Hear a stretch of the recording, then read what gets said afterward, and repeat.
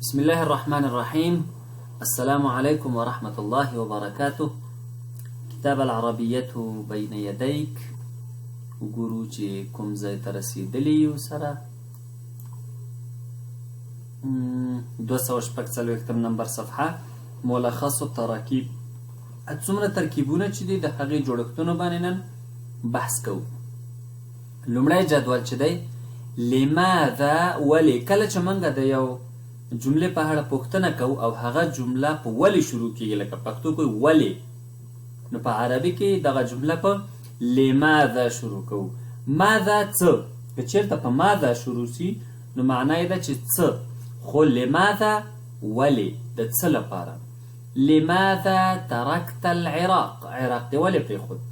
لماذا ترکت دمشق، دمشق دی ولې پرېښود. همداشان لماذا ترکت مکه، لندن او مالی، دا هیوادونه دي. نو که د یو ځای پوښتنه کوو چې ولې د فلانکی ځای پرېښود، لماذا ترکت، لماذا ولې. دویم جدول دی کیف تقضي الوقت في جده. کیف څنګه، تقضي تیروي، الوقت وقت، في جده په جده کې. کیف تقضي الوقت في الدمام، كيف تقضي الوقت في بغداد، كيف تقضي الوقت في لندن، كيف تقضي الوقت في مكة. په مکه کې وخت څنګه تیروي. دریم جدول دی انتقلت الشركة إلى جدة، شرکت جدې ته انتقال شو. انتقلت الشركة إلى الرياض، ریاض ته انتقال شو. او انتقلت الشركة إلى القاهرة، انتقلت الشركة إلى بغداد، بغداد ته شرکت انتقال شو. څلورم جدول دی متى حضرت من اليمن. کله که یو چا نه پوښتنه کوو چې کله د فلانکي ځای نه راغلی. متى کله حضرت راغلی، صرف د حاضر شوی په معنا نه دی، د حاضر شوی په معنا صحیح دی، خو موږ دلته تحت لفظي معنا کو د حاضر شوی په مفهوم راځي. خو که د جملې معنا راواخلو نو متى حضرت څه وخت راغلی، کله راغلی. من اليمن، د یمن څخه.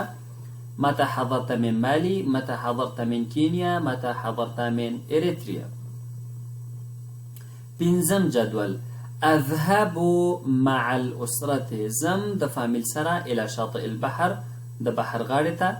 اذهب مع الاسرة الى السوق، الى المكتبة، الى الجامعة.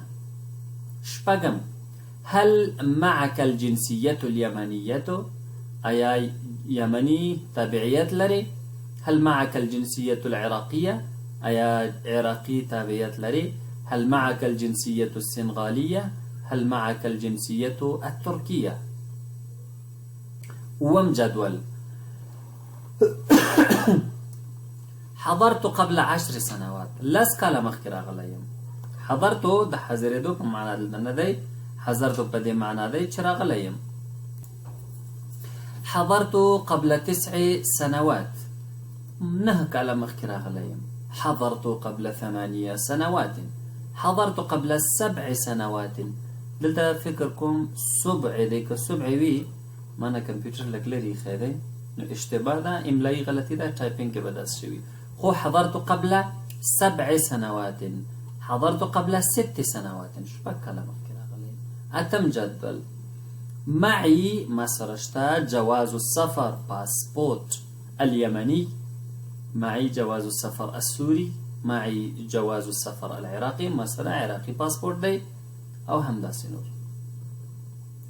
نهم جدول كم تستغرق الرحلة إلى مكة. مکې ته سفر څومره وخت نیسي. كم تستغرق الرحلة إلى المدينة، مدینې ته سفر څومره وخت نیسي. كم تستغرق الرحلة إلى جدة، جدې ته سفر څومره وخت نیسي. لسم جدول تستغرق الرحلة ساعة واحدة، سفر یو ساعت وخت نیسي. تستغرق الرحلة 3 ساعات. اصلا دا رحله هغه سفر دی، عام سفر هم دی، خو مشخصا عموما رحله چکري سفر ته وایي چې ملګري راټول شي او چکر غوندې سیستم جوړ کړي. راځو 240 نمبر صفحې ته الاصوات وفهم المسموع. اوازونه دي عربي کې، بعضې اوازونه چې دي تقریبا سره مشابهت لري. پښتو کې خو منګه ثواب دی موږ ورته ثواب وایو. سوال ثواب، سوال او ثواب یو رقم وایو، خو سوال بیا په سین لیکو او ثواب بیا په فی لیکو. خو عربي کې داسې نه ده، عربي کې فرق کوي. راځو ما پسې تکرار کوي. ثابت، حارث، لیث، ثامر. تاسې کولی شئ ویډیو سټاپ کوئ او پلی کوئ. استمع و اعد، زه وایم یو پیره په سین او بله پیره په ث، چې دواړه فرق کوي که نه. که تاسې هم غواړئ نو پریکټس وکړئ.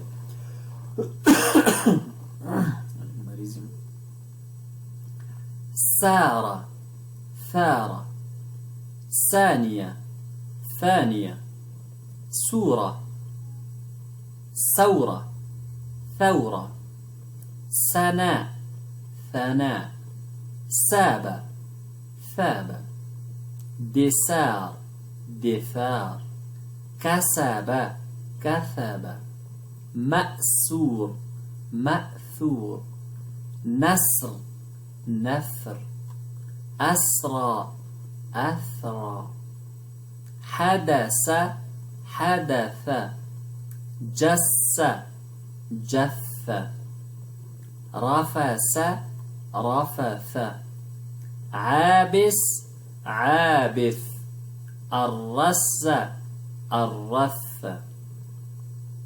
التدريب الثالث، دريم تمرين. استمع وأعد.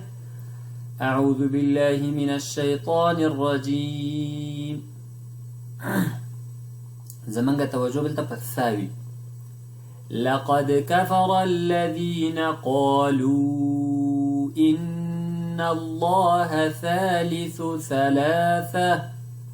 ثالث ثلاثة ندي، ثالث ثلاثة.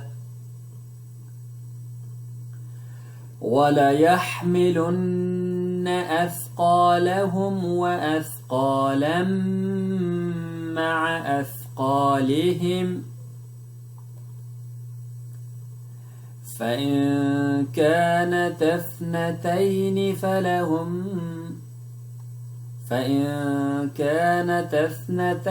فلهما الثلثان مما ترك،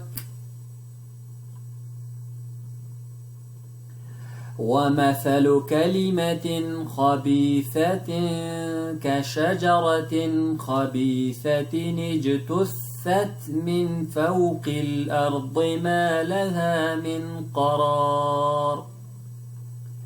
يثبت الله الذين آمنوا بالقول الثابت في الحياة الدنيا وفي الآخرة، ويضل الله الظالمين، ويفعل الله ما يشاء.